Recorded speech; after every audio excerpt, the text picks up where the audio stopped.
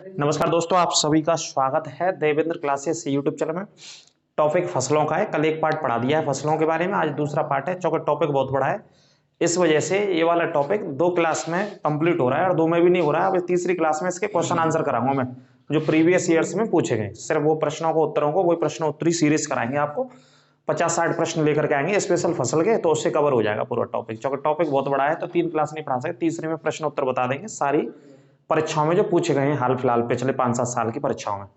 तो दूसरे टॉपिक में दूसरी क्लास में देख लो, कुछ फसलों को लिखा है मैंने सेलेक्ट करके जिनको सबसे ज्यादा पूछा गया है या इनके प्रश्न पूछे गए कोई ना कोई इस पूरी फसल से लेकर के। तो सबसे पहले गन्ना के विषय में बात करते हैं। तो गन्ना की फसल को लिखा है, उसके अलावा कपास है, चाय का उत्पादन, तंबाकू का और रबड़ का, इनके बारे में बात करेंगे। तंबाकू की फसल स्पेशल इस वजह से लिखी है क्योंकि स्टूडियो में एक महानुभाव आए हुए हैं, तो उनकी वजह से तंबाकू पढ़ा रहा हूँ। बाकी का मैं पढ़ाता नहीं तंबाकू को।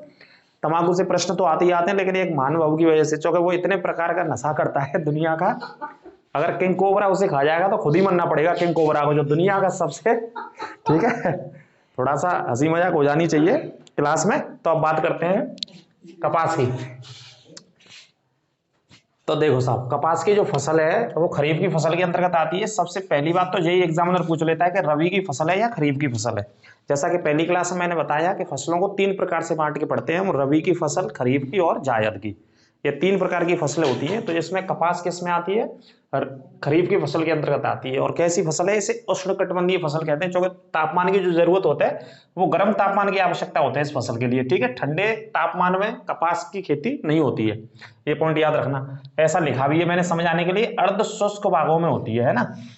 अर्ध शुष्क भागों में, ज्यादा गर्म और ज्यादा ठंडा भी नहीं, इसके लिए अर्ध शुष्क भागों में ये फसल बोई जाती है। इस बात को आप याद रखिएगा। और जो वर्षा की आवश्यकता होती है इस फसल के लिए, वर्षा की जो आवश्यकता होती है इस फसल के लिए, वो 60 सेंटीमीटर से 85 सेंटीमीटर वर्षा वाले क्षेत्रों में कपास की खेती होती है। कौन से सेंटरों में? 60 से लेकर के 85 सेंटीमीटर वर्षा वाले क्षेत्रों में कपास का उत्पादन होता है। इस पॉइंट को नोट कर लेना आप, ठीक है जी। आगे बात करते हैं परंपरागत रूप से। अगर बात करें कि परंपरागत रूप से काफी प्राचीन समय से पहले से कपास की जो खेती भारत में होती आ रही है वो कौन से हिस्से में होती आ रही है, इस बात को भी आप अच्छे से याद कर लेना, अच्छे से रट लेना, छाप लेना, है ना। तो देखो, ये परंपरागत रूप से दक्कन के पठार में ये खेती होती आई है। नोट कर लेना, दक्षिण का पठार भी बोलते हैं इसे, लेकिन आप लिखना दक्कन का पठार करके ही पेपर में लिखता है पेपर वाला, है ना। दक्कन के पठार में होती आई है। इसी को क्या बोलते हैं? लावा का पठार भी कह देते हैं। तो ये भी लिख दिया मैंने। परंपरागत का मतलब हो गया जब से कपास की खेती भारत में हो रही है प्राचीन समय से। तो सबसे पहले प्राचीन समय से कपास की खेती दक्कन के पठार और लावा के पठार पर होती चली आ रही है, या वहां से संबंधित ये फसल सबसे ज्यादा उत्पादित किसानों के द्वारा की जा रही है। इसके लिए उच्च तापमान की जरूरत होता है, काहे कि उच्च तापमान की जरूरत होती है, और पाला रहित मौसम होना चाहिए। जैसा कि मैंने बताया, ठंडा मौसम नहीं होना चाहिए, है ना। पाला रहित, सहित नहीं, रहित मतलब बिना पाले के मौसम होना चाहिए। ऐसे क्षेत्रों में कपास की खेती होती है, ठीक है। आगे बात करते हैं, कपास का सबसे ज्यादा उत्पादन भारत में महाराष्ट्र राज्य करता है, महाराष्ट्र और गुजरात। कपास का सबसे ज्यादा उत्पादन गुजरात, महाराष्ट्र, आंध्र प्रदेश में सबसे ज्यादा उत्पादन होता है। इन राज्यों को नोट कर लेना, इंपोर्टेंट राज्य नोट कर लेना, ठीक है। और कपास अनुसंधान संस्थान जो सरकार ने स्थापित किया हुआ है वो महाराष्ट्र के नागपुर शहर में है। कपास अनुसंधान संस्थान की 2 यूनिट हैं, एक नागपुर में महाराष्ट्र के में और एक हरियाणा में स्थित है, एक शहर में, ठीक है। तो कपास को लेकर के रिसर्च सेंटर, वैसे जो प्रमुख रिसर्च सेंटर है वो महाराष्ट्र में ही है, क्योंकि आपको पता है कि कपास का सबसे ज्यादा जो खेती हो रही है, उत्पादन हो रहा है, वो कहाँ हो रहा है? महाराष्ट्र और गुजरात में ही हो रहा है। तो वहीं पर इसका रिसर्च सेंटर है ना। और दक्कन के पठार में भी खेती की जाती है, अगर पठार के हिसाब से। एक और मैं बात बता देता हूं, क्योंकि कपास की जो खेती होती है बेटा, ये कौन सी मिट्टी में होती है? काली मिट्टी में। मिट्टी और लिख लेना, कई बार पूछी जाती है। कपास की खेती काली मिट्टी में होती है, ठीक है। और काली मिट्टी का जहां जहां विस्तार होगा वहां वहां कपास की खेती हो रही होगी। जैसे मालवा का पठार, मालवा का पठार है, इस मालवा के पठार पर भी कौन सी फसल होती है? कपास का उत्पादन होता है। काय का उत्पादन होता है? कपास की खेती होती है। क्योंकि मिट्टी कौन सी पाई जाती है? काली मिट्टी पाई जाती है। और काली मिट्टी का नेचर रहता है कि एक बार यदि सिंचाई कर देते हैं काली मिट्टी में तो लंबे समय तक सिंचाई नमी को बना करके रखती है। तो पानी की, कम पानी की ही आवश्यकता होती है। जैसा कि मैंने लिखा भी है, 60 सेंटीमीटर से 85 सेंटीमीटर वर्षा वाले स्थान क्षेत्रों में कपास की खेती अच्छे से सरलतम रूप से हो जाती है, ठीक है। तो इस कपास की खेती को नोट कर लेना। अब उस सेक्टर में अगर आप देखो ब्रिटिश काल में जाके पढ़ेंगे ना इसी टॉपिक को, फसलों को जोड़ के ज्योग्राफी को अगर हिस्ट्री से कनेक्ट करके पढ़ें तो ब्रिटिश काल में आप अंदाज लगाइए कि जो व्यापारिक यात्री भारत में आए थे उन्होंने व्यापार काय का किया था। पश्चिमी भारत की बात कर रहे हैं, दक्षिण की बात नहीं कर रहे हैं। दक्षिण में तो मसालों का उत्पादन और व्यापार सबसे ज्यादा किया, विदेश से आने वाले बहुत सारे अलग अलग क्रम में जो अलग अलग देशों से आए थे। लेकिन पश्चिम भारत में जो व्यापार किया था वो वहां की अनुकूल परिस्थितियों के हिसाब से व्यापार किया गया था। तो परिस्थिति किसके अनुकूल थी? कपास की खेती के। कपास से मतलब कॉटन, कॉटन से मतलब कपड़े के रूप में परिवर्तित होता है, जो कपड़ा बनाया जाता है ना। तो कपड़ों का या वस्त्रों का सबसे ज्यादा व्यापार अंग्रेजों ने किया, पश्चिमी भारत से किया। इस वजह से किया क्योंकि यहाँ सबसे ज्यादा उत्पादन कपास की खेती का होता था और फैक्ट्री भी अंग्रेजों ने इसी हिस्से में लगाई थी, गुजरात वाले में, है ना। अगर आप ब्रिटिश काल का पढ़ेंगे तो यह फैक्ट्री भी इधर मिलेंगी। जैसे कई बार क्वेश्चन आता है कि अंग्रेजों ने सबसे पहली फैक्ट्री कहां पे लगाई भारत में, तो भारत में ब्रिटिश सरकार के द्वारा सबसे पहली जो फैक्ट्री बेटा लगाई गई वो सूरत में लगाई गई। 1613 की बात है। कैप्टन हॉकिंस पहला व्यापारिक यात्री था जो भारत आया, जहांगीर के शासनकाल में आया, जहांगीर से अनुमति ली और सूरत में फैक्ट्री स्थापित कर दी। अब आप समझ रहे हैं सूरत में क्यों करी, उसके दो रीजन है मोटे मोटे। एक तो सूरत बंदरगाह है जो कि अरब सागर के किनारे है। फैक्ट्री ऐसी जगह स्थान पर लगाएंगे यहाँ से नजदीकी पानी के जहाजों में सामान पहुंचाया जाए और उससे दूसरे देशों में अपने देशों में व्यापार किया जाए, मतलब आने जाने का कॉस्टली या खर्चा ना पड़े। एक तो ये रीजन होता था, मुख्य और प्रमुख रीजन होता था। दूसरा कि वो इलाका, वो क्षेत्र जिस फसल के लिए उत्पादन के लिए प्रसिद्ध है उसी से संबंधित फैक्ट्री लगाई जाती थी, है ना। तो ये वाला पूरा गुजरात और महाराष्ट्र की बात करें तो कपास का उत्पादन होता है प्राचीन समय से, है ना। और हड़प्पा सभ्यता का एक बंदरगाह था लोथल बंदरगाह, हड़प्पा सभ्यता में, जो कि गुजरात में स्थित है ना। गुजरात के कौन से वाले हिस्से में? कच्छ वाले हिस्से में स्थित है गुजरात के में। तो यहां से भी लोथल बंदरगाह से उस समय के बहुत सारे देशों को कपास का व्यापार करते थे हड़प्पा सभ्यता के निवासी। और कपास को उस समय सिंडोन बोलते थे यूरोप के लोग। क्या बोलते थे? सिंडोन है इस फसल को, यूरोप के। तो बात आपकी समझ में आई होगी उम्मीद है। तो ये सारे पॉइंट नोट कर लेना, क्वालिटी बढ़ा के देखते रहिएगा। चैनल पर यदि नए हैं तो चैनल को सब्सक्राइब करें, शेयर करें और मित्रों के साथ लगातार धुआंधार और दबा करके शेयर करें, ठीक है। अब दूसरे पॉइंट मुद्दे की बात करते हैं भाई साहब, इसमें गन्ने की। तो देखो जो गन्ना की फसल होते हैं भाई, शुरू में समझ लो आप, गन्ने की फसल में 40% या फसल से बनता है साहब गुड़। 40% इस्तेमाल काय के लिए होता है? गुड़ का। और 60% गन्ना की फसल से काय का निर्माण होता है? चीनी बनाई जाती है। तो ये दोनों लिख लेना आप। 40% गन्ना की जो फसल को इस्तेमाल होता है मिलों में ले जाते हैं, गन्ने को काटा जाता है, सुखाया जाता है, फिर मिलों में ले जाया जाता है। तो मिलों के अंदर 40% गन्ना में से तो गुड़ बनता है और बचा 60% में से चीनी का उत्पादन होता है ना। तो आप कह सकते हैं कि एक तरीके से चीनी सबसे ज्यादा भारत के अंदर बनाई जाती है गन्ने की फसल में से, ठीक है। तो देखिए गन्ना की जो फसल है वो काय की फसल है बेटा? सबसे पहला पॉइंट नोट करना, खरीफ की फसल। रबी और खरीफ में से किसकी है? खरीफ के अंतर्गत गन्ना की फसल आती है। और गन्ना उष्णकटिबंधीय फसल भी इसे कहा जाता है, क्योंकि मौसम थोड़ा सा गर्म की आवश्यकता इसके लिए होती है, इस वजह से उष्णकटिबंधीय।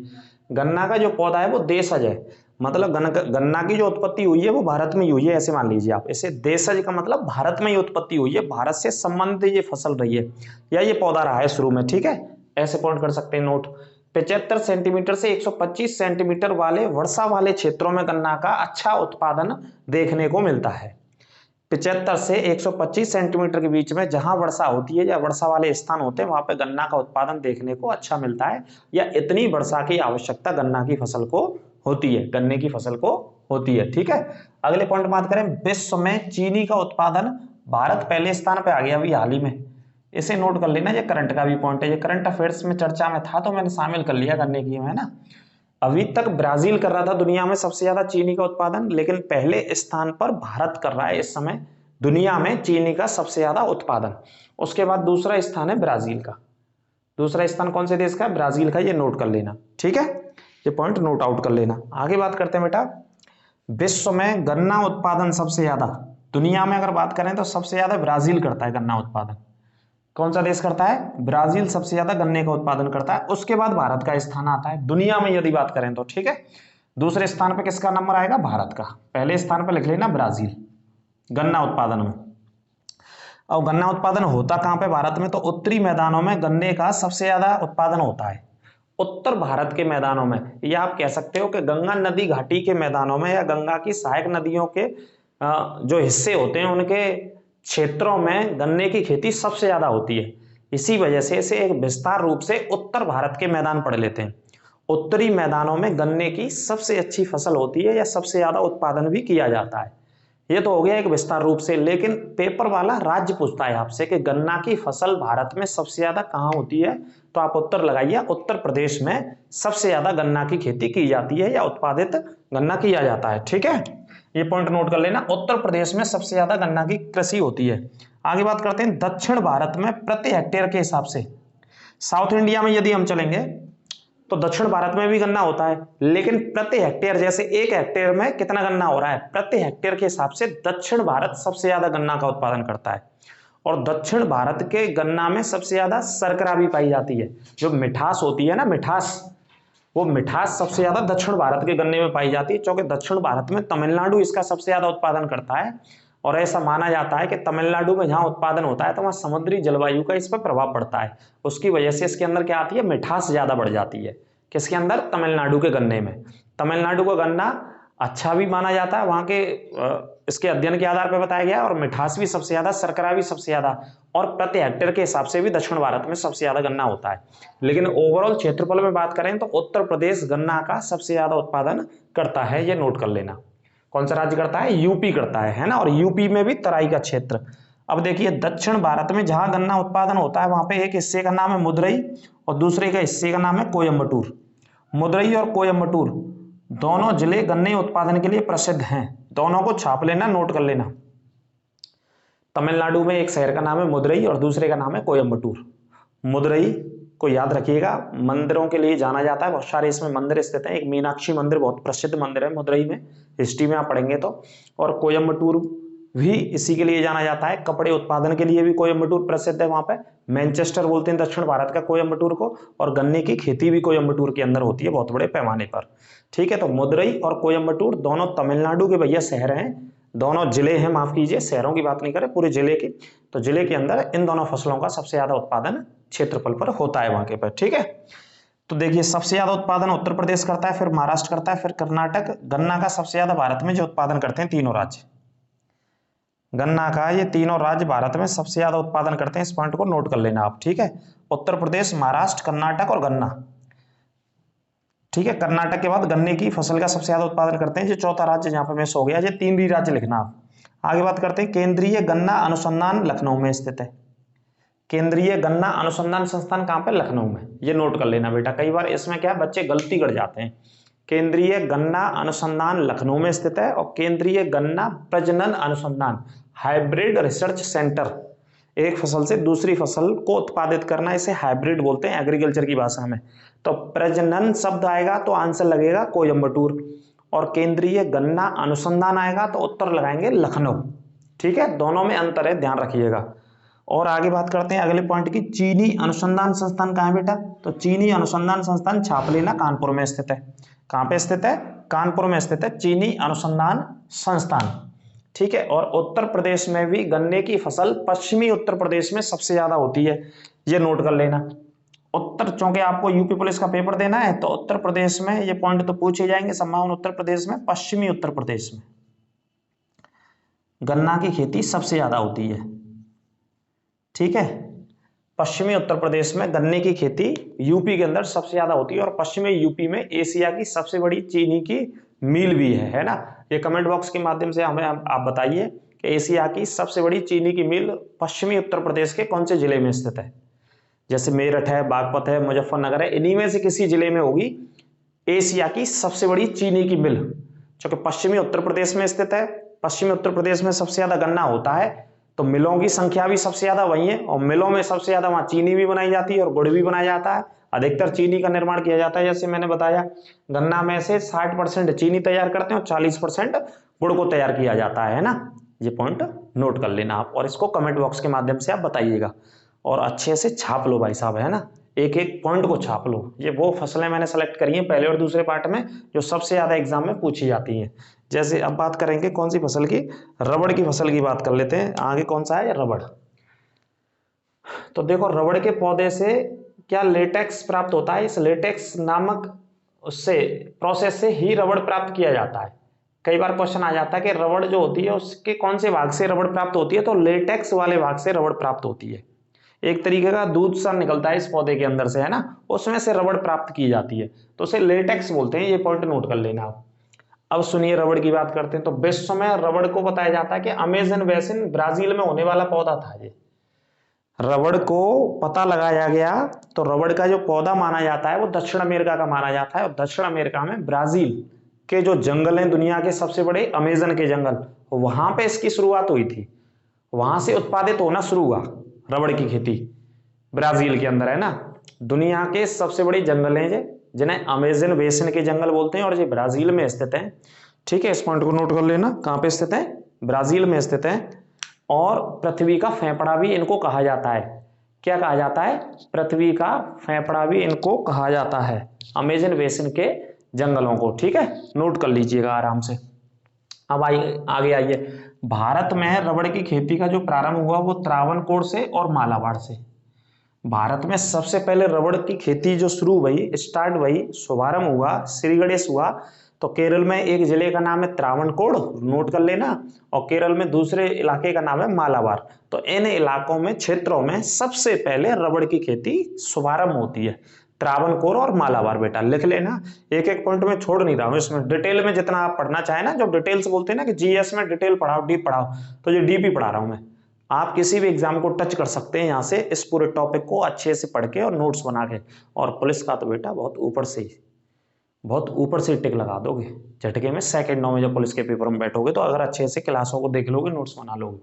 ठीक है, उष्ण कटिबंधीय जलवायु के अंतर्गत ये फसल होती है, क्योंकि ये फसल के अंतर्गत, जो फसल ऐसे इलाकों में होती है, ऐसे क्षेत्रों में होती है कि वहां गर्म तापमान की आवश्यकता होती है। कैसे तापमान की, गर्म तापमान की आवश्यकता होती है, तो उष्ण कटिबंधीय फसल इसको कहा जाता है। ठीक है, उष्ण का मतलब गर्मी होता है। अब वर्षा की जरूरत होती है इसकी सबसे ज्यादा, 300 प्लस सेंटीमीटर वर्षा वाले क्षेत्रों में यह फसल होती है। कितने, अगर जैसे स्थानों में, क्षेत्रों में कम से कम 300, 250 से 300 सेंटीमीटर वर्षा हो रही हो, ऐसे क्षेत्रों में काय की खेती होती है, रबड़ का उत्पादन होता ही है, 300 प्लस सेंटीमीटर वर्षा वाले इलाकों में। ठीक है, ये नोट करना। अब बात करते हैं भारत के अंदर सबसे ज्यादा रबड़ की खेती कहां होती है। तो भारत के अंदर बेटा सबसे ज्यादा रबड़ की खेती होती है केरल में। केरल का एक बहुत बड़ा हिस्सा है जहां रबड़ बहुत बड़े पैमाने पर क्षेत्रफल में उत्पादित की जाती है। क्षेत्रफल के हिसाब से रबड़ का एक बहुत बड़ा क्षेत्र है जहां खेती होती है। वो क्षेत्र भी मैंने लिखा है, 87%। केरल में लगभग 87% हिस्से पर, 87, 87.5 बोल सकते हैं, मैंने 87 ही लिखा है लगभग में। इतने प्रतिशत क्षेत्रफल पर, भूभाग पर रबड़ की खेती होती है, ये भी लिख लेना, डाटा भी मैंने आपको बता दिया है। 100 में से 87% क्षेत्रफल पर रबड़ की खेती अकेला केरल राज्य करता है भारत का। तो भारत में सबसे ज्यादा रबड़ की खेती कौन सा राज्य आएगा, केरल आएगा, इस बात को याद रखिएगा। ठीक है, इसके बाद त्रिपुरा करता है, कर्नाटक में उत्पादन होता है, ये दूसरा राज्य लिख लेना, और कर्नाटक तीसरा राज्य लिख लेना, है ना। त्रिपुरा में और कर्नाटक, इनमें भी रबड़ की खेती होती है। चूंकि रबड़ की खेती ऐसे इलाकों में, ऐसे हिस्सों में हो रही है जहां 300 सेंटीमीटर वर्षा हो रही होगी, ये भी आप पॉइंट याद रखिएगा। ठीक है, आगे बात करते हैं केंद्रीय रबड़ का शोध संस्थान। रबड़ का जो रिसर्च सेंटर है, रबड़ की फसल पे जो रिसर्च होती है, वो कहाँ पे, कोट्टायम केरल में। अब आपको पता है, एक लॉजिक की बात आप याद रखना कि जितनी फसलों का उत्पादन जिन इलाकों में, जिन क्षेत्रों में, जिन राज्यों में हो रहा है, तो सरकार आमतौर पर संभवतः ऐसा देखा गया है कि वहीं पर अनुसंधान संस्थान स्थापित करती है। ठीक है, जैसे केरल में 87% रबड़ हो रही है पूरे भारत की कुल क्षेत्रफल की, तो केरल के अंदर ही उस रबड़ का क्या लगाया जाएगा, रिसर्च सेंटर लगाया जाएगा। ऐसा नहीं केरल में हो रही है तो कश्मीर में लगा दे रिसर्च सेंटर, है ना। केरल में उत्पादित हो रही है, फिर ट्रक नंबर भरवा, फिर लेके आओ भाई ट्रेन दे, ट्रक तक इतने रुपया खर्च कर दो, तो यहाँ में तो कोई मतलब है ना। तो संभावना ऐसी रहती है कि जिन क्षेत्रों में जो अनुकूल परिस्थितियों के हिसाब से किसी भी फसल के लिए फेमस है, तो सरकार वहीं पे उत्पाद लगाती है। कभी कभार कोई होता है कि जैसे बहुत सारी फसलें होती हैं, उनके लिए अलग अलग मौसम की आवश्यकता होती है, उनकी अलग अलग प्रजातियों को एक लंबे समय तक रखा जाता है सेंटरों में, तो इससे खराब ना हो। जैसे आलू का सबसे ज्यादा उत्पादन उत्तर प्रदेश करता है, लेकिन आलू का रिसर्च सेंटर शिमला में, क्योंकि वो ऐसी फसल होती है कि उसे काय की आवश्यकता होती है, ठंडे मौसम में रखने की आवश्यकता होती है, उससे ही वो बच करके रहता है एक लंबे समय तक। तो शिमला कैसा इलाका है, हिमाचल प्रदेश कैसा है, ठंडी जलवायु वाला इलाका है। तो कुछ इस तरीके से भी पढ़ते हैं एग्रीकल्चर में, है ना। ठीक है साहब, आगे बात करते हैं विश्व में सबसे ज्यादा रबड़ का उत्पादन, तो ये भी लिख लो थाईलैंड। विश्व में सबसे ज्यादा रबड़ का उत्पादन थाईलैंड देश करता है। और इसके अलावा एक और लिख लेना, इंडोनेशिया। थाईलैंड और इंडोनेशिया दुनिया में सबसे ज्यादा रबड़ उत्पादित करने वाले देश हैं विश्व में। और भारत में केरल हो गया। एक बात और लिखना चाहें तो आप लिख लेना, भूमध्य रेखीय, जहां होकर के भूमध्य रेखा जा रही है, तो भूमध्य रेखीय देश काय के लिए फेमस है? रबड़ उत्पादन के लिए फेमस है। अगर थोड़ा सा और डिटेल में आप समझना चाहें तो ऐसे भी मैं आपको बता रहा हूं कि जहां होकर के इक्वेटर जा रही है, भूमध्य रेखा विश्व के देशों से होकर के निकल रही है, जिन जिन देशों से होकर के निकल रही है, वो देश की जो जलवायु है, वहां का जो मौसम है, वहां पे जो वर्षा का आवरण है, वो यही वाला है। उष्णकटिबंधीय माहौल, तापमान रहता है, 300+ सेंटीमीटर की वर्षा भी होती रहती है उन हिस्सों में। तो इस वजह से वो जो परिस्थिति है वो कौन सी फसल के लिए बढ़िया है? इक्वेटर वाली, रबड़ की खेती के लिए। कई बार इसे डीप बनाता है ना यूपीएससी बहुत सारी लेवल पे अलग अलग एग्जाम्स में, कि बताइए भूमध्य रेखा के आसपास के कंट्री में या देशों में या भूमध्य रेखीय प्रदेशों में भूमध्य रेखा लिखता है और पीछे प्रदेश लिख देता है, उसका मतलब है उसके पास में पड़ने वाले देश कौन सी फसल के लिए जाने जाते हैं, कौन सी फसल उपयुक्त होती है ऐसी कंडीशंस में। तो उत्तर लगाइए, रबड़ के लिए वो सारी कंडीशंस सटीक बैठती हैं वहां पे, है ना। तो ये भी प्रश्न आप नोट कर लीजिएगा भाई साहब, उम्मीद है समझे होंगे। अब बात करते हैं चाय के उत्पादन की। तो चाय का उत्पादन मतलब चाय एक पेय पदार्थ है और कॉफी भी एक पेय पदार्थ है। कॉफी और चाय, चाय सबसे ज्यादा आसाम में उत्पादित होती है। पूरे भारत में जितनी चाय होती है सब राज्यों में, उसका आधा हिस्सा असम करता है अकेला, ऐसे मान लो आप। इस वजह से हमेशा असम याद रखना है। और असम में एक नदी बहती है बेटा, ब्रह्मपुत्र नदी। और ब्रह्मपुत्र के हिस्से में, नदी के हिस्से में एक इलाका पड़ता है, एक जगह पड़ती है सूरमा घाटी। तो ब्रह्मपुत्र घाटी और सूरमा घाटी, अगर घाटी के हिसाब से प्रश्न बन जाए तो ये दोनों घाटी चाय का उत्पादन सबसे ज्यादा करती हैं। खैर आप पहले वहीं से समझ लो, फिर मैं कहानी स्टोरीज के बारे में बहुत बता दूंगा आपको। तो चाय के अंदर क्या पाया जाता है? कैफीन, एक तत्व पाया जाता है जिस उससे ही स्वाद आता है आपको, हमें पीने में। और आपको पता है भारत में भैया हर दूसरा आदमी कम से कम चाय पी रहा होगा, एक आदमी छोड़ी होगी, एक आध डेढ़ आदमी ने, है ना, वो किसी अन्य कारणों की वजह से। तो भारत की ज्यादातर जनसंख्या के द्वारा चाय का पेय पदार्थ के रूप में सुबह सुबह और शाम कम से कम इस्तेमाल किया ही जाता है चाय को, आमतौर पर। इवन भारत में नहीं, चाइना में भी किया जाता है, क्योंकि चीन दुनिया में सबसे ज्यादा उत्पादन करता है चाय का, उसके बाद भारत उत्पादन करता है चाय का। तो कैफीन नामक एक तत्व पाया जाता है चाय के अंदर, उसी से हमें आपको स्वाद आता है। अगर किसी ने चाय बनाई और हमने कही कि आपने बड़ा स्वादिष्ट चाय बनाई है, तो स्वादिष्ट होने के लिए तो उसके अंदर होता है कैफीन नामक तत्व, है ना, उसकी वजह से स्वादिष्ट होती है। और बाकी की बनाने वालों के हाथों में होती है भैया स्वादिष्ट भूमिका, कुछ ना कुछ, है ना। जैसे बोलते हैं ना, सुंदरता देखने वालों की आंखों में होती है, ऐसे ही स्वाद कभी कभी बनाने वालों के हाथों में भी होता है। इस वजह से बहुत सारे लोग प्रसिद्ध होते हैं अपने अपने बनाने वाली चीजों को लेकर के, है ना। इवन इंडिया के किसी भी हिस्से की बात करें, जैसे मैं फूड की बात कर रहा हूँ, तो बनाने वाले अलग अलग होते हैं। जैसे समोसे को बनाने वाले बहुत सारी दुकानें मिलेंगी, लेकिन समोसे कोई बनाने वाला कोई एक प्रसिद्ध होगा, वो प्रसिद्ध इसी वजह से हो गया होगा क्योंकि वो खास बना रहा होगा कुछ ना कुछ उसमें डाल के। इस वजह से बनाने वाले के भी अंदर ये भूमिका होती है कि वो स्वादिष्ट बनाता है उसे। लेकिन नेचुरली तौर पर चाय में क्या पाया जाता है? कैफीन पाया जाता है, ठीक है, इसे नोट कर लेना आप। तो चाय की खेती नोट कर लेना, सबसे पहली बात है पहाड़ी ढलानों पर की जाती है। ये ऑप्शन आता है कि चाय की खेती समतल इलाकों में करी जाती है, मैदानी इलाकों में करी जाती है, सामान्य भूमि चाहिए नहीं चाहिए, बिल्कुल पहाड़ी ढलानों पर होती है। जैसे पहाड़ पे आप कभी चढ़े हो, पहाड़ से उतर रहे हो, तो इसे बोलते हैं पहाड़ी ढलान, इसको याद रखिएगा, है ना। जो व्यक्ति नीचे झुक करके चढ़ता है वो हमेशा शिखर पर पहुंचता है। इसे हमें सीखना चाहिए पहाड़ों से और पर्वतों से। आप कभी पहाड़ों पर, पठारों पर कहीं यात्रा कर रहे हैं आसपास, मान लीजिए गाड़ी आपने रोकी किसी हाईवे के किनारे और पहाड़ पड़ गए, तो चढ़ना शुरू किया, तो आप नोटिस करेंगे, तो किसी भी पहाड़ पे आप चढ़ रहे होंगे, पर्वत पे या पहाड़ी पर, तो झुक करके चढ़ रहे होंगे। तो जीवन में जो व्यक्ति झुकता है और झुककर चलता है वही हमेशा सर्वोच्च स्थान पर पहुंचता है, ऊंचाई के शिखरों पर पहुंचता है। इस बात को भी अपने जीवन में लागू कीजिएगा, ठीक है, इस बात को याद रखना। और जो व्यक्ति अकड़ कर चलता है या खड़ा होकर के चलता है या सीधा होकर के चलता है वो हमेशा धराशायी हो जाता है। इसका भी उदाहरण है, आप पहाड़ से कभी नीचे उतरेंगे तो कैसे नीचे उतरेंगे आपको पता ही है, किस तरीके से हमारा शेप होता है, बॉडी का साइज होता है। तो ये दोनों पहाड़ों और पर्वतों से उदाहरण अपनी निजी जिंदगी में आप ले सकते हैं। तो पहाड़ी ढलानों पे होती है, ये नोट कर लेना, छाप लेना, पहली बात तो, ठीक है। दूसरा क्यों करते हैं? कि इसकी जड़ों में पानी जमा ना हो पाए। अगर जड़ों में पानी जमा हो जाएगा तो पेड़ खराब हो जाएगा, पौधा खराब हो जाएगा। कौन सा क्या पढ़ा रहे हैं? चाय का। अगर जड़ों में पानी रह गया तो चाय का क्या हो जाएगा, जो पौधा होता है, जो वृक्ष होता है, वृक्ष माफ कीजिए, पौधा बोलेंगे, वो खराब हो जाएगा। तो इस वजह से पहाड़ी ढलानों पर की जाती है कि जितने बारिश की आवश्यकता होती है पानी की, तो इसकी जड़ों में नहीं इकट्ठा होता है, वो धीमे धीमे रिस करके नीचे निकल जाता है।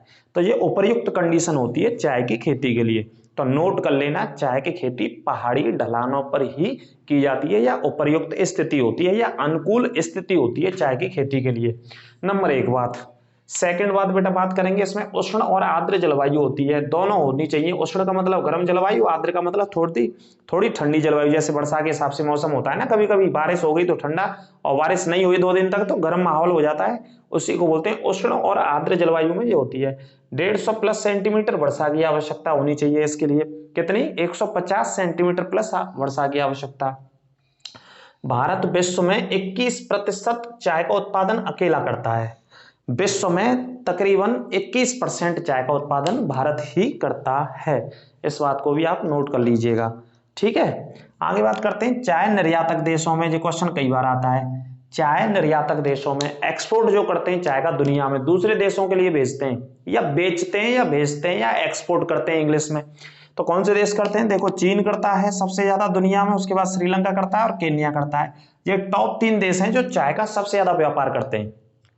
चाय का सबसे ज्यादा व्यापार करते हैं। चीन अगर कर रहा है तो अपने घर पे तो रखेगा नहीं, हालांकि जनसंख्या भी पीने वाली बहुत है उसके यहाँ, लेकिन फिर भी व्यापार करता है। श्रीलंका की अर्थव्यवस्था ही चाय से चल रही है। यह नोट कर लेना कि श्रीलंका ऐसा देश है जो हिंद महासागर में स्थित है, भारत के दक्षिण में हिंद महासागर में स्थित है, एक द्वीप पर, एक टापू पर बसा हुआ है, जो कि भारत और श्रीलंका के मध्य में पाक जल संधि उसके माध्यम से अलग होता है श्रीलंका।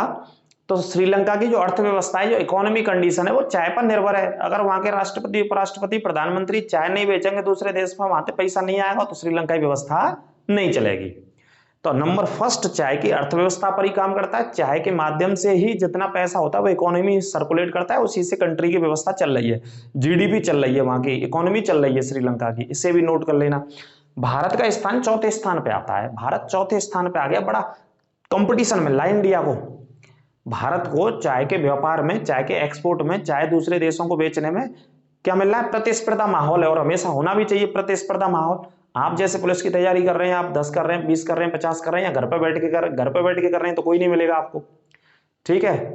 लाइब्रेरी जाएंगे तो 2-4 मिल जाएंगे आपको, लेकिन कोचिंग सेंटर में आएंगे तो आपको कम से कम प्रतिस्पर्धा वाले, कंपटीशन वाले मिलेंगे। तमाम अलग अलग भूगोलवेत्ता मिलेंगे, कछु इतिहास के जानकार मिलेंगे कोचिंगों के अंदर, कछु मैथमेटिक्स वाले मिलेंगे, रीजनिंग वाले मिलेंगे, हिंदी वाले मिलेंगे। तो अलग अलग दिमागों के साथ आपका कंपटीशन होगा, है ना। तो इसी वजह से माहौल होता है हमेशा कोचिंग पढ़ने का, तो वहां कंपटीशन मिल रहा होता है, तुम्हें पता चल रहा होता है कि कितने पानी में। अकेले बैठ के कुछ नहीं पता चलता कि हम कितने पानी में, है ना। तो हमेशा माहौल से पढ़ाई करी जाती है कंपटीशन क्लासेस में। इसी वजह से बच्चा सबसे ज्यादा प्राथमिकता देता है पढ़ने के लिए, है ना। वो अकेला खुद ही नहीं महसूस कर पाता कि कहाँ है हम और कहाँ नहीं टिक रहे हैं। तो ऐसे ही भारत को प्रतिस्पर्धा मिल रही है चाय में, तो ये देश करते हैं 4थे स्थान पर भारत है। आगे बात करते हैं चाय का उत्पादन। 53% चाय का उत्पादन अकेला आसाम राज्य करता है। कौन सा राज्य करता है? आसाम अकेला 53% चाय का उत्पादन करता है। उसके बाद दूसरे स्थान पर बंगाल करता है। दूसरे स्थान पर बंगाल और पहले स्थान पर आसाम, दोनों राज्यों को रट लेना। आसाम के अंदर लिख लेना ब्रह्मपुत्र की घाटी, सुरमा की घाटी प्रसिद्ध है, और बंगाल के अंदर दार्जिलिंग, जलपाईगुड़ी और कूच बिहार, ये तीनों इलाके बंगाल में हैं जो कि चाय उत्पादन के लिए फेमस है। तीनों के तीनों लिख लेना। एक बार में नहीं समझ पाया तो वीडियो को रिपीट करना, रिवर्स करना, दोबारा लिख लेना, ठीक है। आगे बात करते हैं तंबाकू की खेती का। अगली फसल को हमने लिया है तंबाकू की, है ना। कोशिश करिए 2 पार्ट में इंपॉर्टेंट क्रॉप्स को लेने का, आपके लिए जो एग्जाम में सबसे ज्यादा पूछी जाती है, ठीक है। तो तंबाकू की खेती के विषय में बात करेंगे। अब तंबाकू की खेती का भारत में प्रचलन कराया पुर्तगालियों ने। किसने प्रचलन कराया? पुर्तगालियों के द्वारा तंबाकू की खेती का प्रचलन हुआ, और जहांगीर के शासन काल में तंबाकू की खेती आरंभ हुई हमारे देश में। लिख लेना, 16वीं से 17वीं सदी चल रही थी उस समय तंबाकू की खेती भारत में आरंभ होती है। शासक का नाम लिख लीजिएगा, जहांगीर के शासन काल में, और तंबाकू की खेती को लाने वाले थे पुर्तगाली, ठीक है, ये नोट कर लेना। आगे बात करते हैं 50 सेंटीमीटर वर्षा वाले हिस्सों में या क्षेत्र में हो जाती है तंबाकू। आंध्र प्रदेश 42% तंबाकू का उत्पादन करता है भारत में। भारत में सबसे ज्यादा तंबाकू का उत्पादन आंध्र प्रदेश ही करता है, इस बात को नोट कर लेना। आंध्र प्रदेश के 2 जिले बहुत प्रसिद्ध हैं जो तंबाकू की खेती होते हैं, प्रकाशम और एक गुंटूर। प्रकाशम और गुंटूर जिले हैं, दोनों जिलों को भी नोट कर लेना। प्रकाशम, दूसरा गुंटूर, दोनों में तंबाकू की खेती होती है बहुत बड़े पैमाने पर। आंध्र प्रदेश के बाद गुजरात का एक खेड़ा जिला बहुत प्रसिद्ध है तंबाकू के लिए। गुजरात का खेड़ा, खेड़ा आंदोलन पड़ा 1918 में महात्मा गांधी जी ने किया था। खेड़ा जिला भी बहुत फेमस है तंबाकू के उत्पादन के लिए। और उसके बाद उत्तर प्रदेश करता है तीसरे स्थान पर तंबाकू की, है ना। और विश्व में सबसे ज्यादा चीन उत्पादन करता है, उसके बाद ब्राजील करता है और उसके बाद भारत करता है। लिख लेना, विश्व में सबसे ज्यादा तंबाकू की खेती चीन करता है, चीन के बाद ब्राजील और ब्राजील के बाद तीसरे स्थान पर भारत करता है। और तंबाकू के अंदर जो तंबाकू खाने वाले हैं ना, उन्हें जो आनंद आता रहता है वो तंबाकू के बिना रह ना सकत भैया। तो एक निकोटिन नामक पदार्थ पाया जाता है तंबाकू के अंदर। कौन सा पदार्थ पाया जाता है? निकोटिन। तो निकोटिन नामक पदार्थों को आप रट लेना, याद कर लेना, यही मादक पदार्थ है, इसी से उन्हें स्वाद आता है, तंबाकू का आनंद आता है। जो आनंद लेते हैं कुछ, कछु सवेरे जगते ही आनंद लेते हैं 4 बजे, कछु रात के 2 बजे वो आनंद लेते हैं। सोंगे तो तंबाकू खाएंगे, बाकी बात सोंगे नहीं तो नींद नहीं आवेगी, ऐसी आदत पड़ जाते भैया, है ना। अगर इंडस्ट्री में अलग अलग लोग काम कर रहे हैं अपने अपने इंडस्ट्री में, तो वहाँ आवश्यकता होते हैं, उन्हें आदत पड़ जाते हैं कि जब तक बगल में डालेंगे नहीं, जब तक मजा नहीं आवो काम धंधों करवे में, है ना। वो अपनी अलग अलग उनकी प्रोसेसिंगता है लोगों की, उस हिसाब से वो काम करते हैं। तो इसे याद रखना। केंद्रीय तंबाकू अनुसंधान भी लिख लो। केंद्रीय तंबाकू अनुसंधान कहाँ पे स्थित है? ये स्थित है आंध्र प्रदेश के राजमुद्री शहर में। तंबाकू अनुसंधान आंध्र प्रदेश के राजमुद्री शहर में, जहां से होकर के कौन सी नदी बहती है? गोदावरी नदी बहती है, आई थिंक, है ना। गोदावरी नदी बहती है राजमुद्री से होकर के। और तंबाकू सिगरेट का रिसर्च सेंटर भी कहाँ है? सिगरेट, जो सिगरेट बनाई जाती है, बहुत प्रकार की सिगरेट बनाई जाती हैं। सिगरेट किससे बनती है? तंबाकू की खेती से। बीड़ी किससे बनती है? तंबाकू की खेती में से। सारी चीजें तंबाकू में से ही तैयार करी जाती हैं। तो सिगरेट का एक रिसर्च स्टेशन भी है गुंटूर जिले में, आंध्र प्रदेश में, इसको भी नोट कर लेना। और विश्व में अमेरिका का एक स्टेट है जिसका नाम है वर्जीनिया। वर्जीनिया तंबाकू के लिए बहुत प्रसिद्ध है दुनिया में, ये भी लिख लेना। अमेरिका का एक राज्य वर्जीनिया है जो कि तंबाकू उत्पादन के लिए दुनिया में प्रसिद्ध है। और वर्जीनिया में जो तंबाकू पाई जाती है वही तंबाकू का कुछ 1% में उत्पादन आंध्र प्रदेश भी करता है। प्रकाशम और गुंटूर जिले प्रसिद्ध है इसके लिए। तंबाकू में क्या पाया जाता है? निकोटिन पाया जाता है। और इसकी खेती को शुरू करके गए पुर्तगाली भारत में, ये नोट कर लेना। पुर्तगाली शुरू करके गए। उस समय मुगल साम्राज्य में शासक था जहांगीर। इन बातों को भी आप नोट कर लीजिएगा। और मित्रों के और बच्चों के, दोस्तों के साथ क्लास को ज्यादा से ज्यादा शेयर करो। सोशल मीडिया प्लेटफॉर्म पे शेयर करो, जहां से भी आप चलाते, जो भी आप ट्विटर, इंस्टाग्राम, व्हाट्सअप वगैरह इस्तेमाल करते हैं, वहां पे क्लास को शेयर कर दिया करो। व्हाट्सअप ग्रुप्स में अपने मित्रों को भी शेयर कर दिया करो। इसी तरीके से पढ़ते रहिए, मेहनत करते रहिए। पूरा 180 दिन का आपका टारगेट है। उसी टारगेट को लेकर के, खासतौर पे यूपी पुलिस को टारगेट को लेकर के, जो बच्चों की सबसे ज्यादा डिमांड है, जो ग्रामीण भारत में, ग्रामीण उत्तर प्रदेश में रहने वाले बच्चों के जो सपने होते हैं वो 2 तरीके के होते हैं। सपने जहां तक हमने अनुभव किया अपने पढ़ाई के दौरान, एक आर्मी में लगना, दूसरा पुलिस में लगना। वैकेंसी भी यही आती है। अब आर्मी में भैया सरकार ने कर दी नौकरी 4 साल की, तो वहां से थोड़ा सा सपना उठ के इधर आ गया, शिफ्ट हो गया। क्योंकि भैया नौकरी कम से कम चाहिए, कितनी? कम से कम 60 साल तक की बच्चा है, अगर वो प्रयास कर रहा हो, मेहनत कर रहा है तो नौकरी। तो पुलिस में है ये चांस, ये अवसर, बहुत सारी वैकेंसी भी आ रही है। तो पूरा 6 महीने तक का आपका पूरा एक पैकेज है, एक प्लान है। सारे रिश्तेदारी, नातेदारी और सबने छोड़ छाड़ के भैया पूरा ध्यान और सेंटर कहाँ पे रखो? किताबों पर। उसके बाद फिर आप कहीं दुनिया में घूमना, जब एक बार आपका सिलेक्शन हो जाएगा। और कहीं शौक मौज करना, थाईलैंड भी जाना मसाज कराने हमारी तरफ से, तो मालदीव्स जाना, कूद पड़ना वहां जाके मालदीव्स में ऊपर से, ठीक है। लेकिन first you get job, you got job after you visit anywhere in India या अक्रॉस ऑफ द वर्ल्ड। दुनिया में कहूँ घूमो या भारत में कहीं घूमो, लेकिन सबसे पहली आपकी प्राथमिकता होनी चाहिए कि मेहनत, और मेहनत के बाद नौकरी आपकी। उसके बाद आप कुछ भी कर सकते हो, कोई शौक मौज कर सकते हैं।